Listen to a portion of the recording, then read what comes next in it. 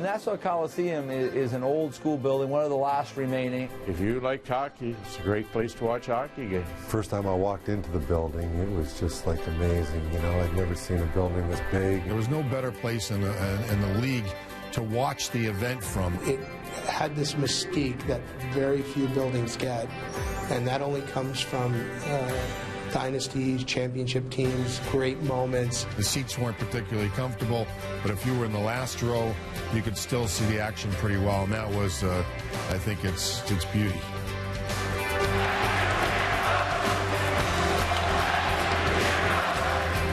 It was intimate, the fans were close, there were good sight lines. I've never heard a crowd as loud as I've heard here. The intimacy of the building and the way the fans could get into it. You'd come down the tunnel through the stands and you could hear that the noise was bouncing around in the place. We had an unbelievable crowd. Full house every night. There was a love affair developed between the players and the fans. The amount of cheering, the fan support, it actually almost broke down and started crying. When the building was popping, it was a great place to play. Fans hang right over top of the rink and the noise bounces around in there pretty loudly.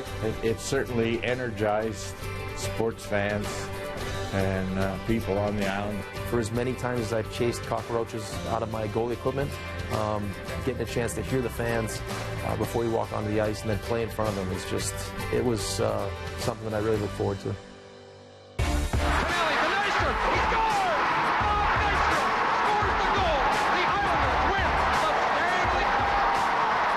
May 24th, 1980, 7-11 of overtime. Bobby Nystrom scoring that goal. Bobby Nystrom scored the goal for us to win our first Stanley Cup. It was always a dream to be the person that scored a game-winning goal, or just to be able to carry a Stanley Cup around. So I'm just very thankful. Everybody there was just crazy because you had all these Islander fans who just couldn't believe that, hey, the Islanders had won the Stanley Cup. It was a big thing for Long Island. I was 15 years old, sitting in Michigan. I watched that goal, and we were jumping up and down in Michigan.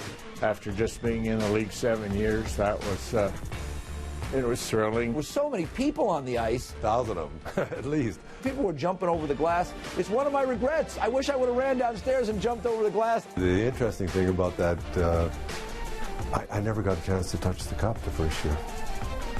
I never got a chance to skate around with it or anything like that. And I was just so thankful that we won the cup the second year because I was the first guy online.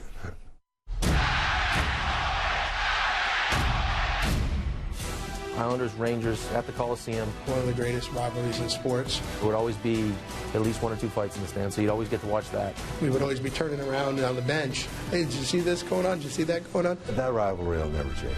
It's still Long Island fans against the City Boys.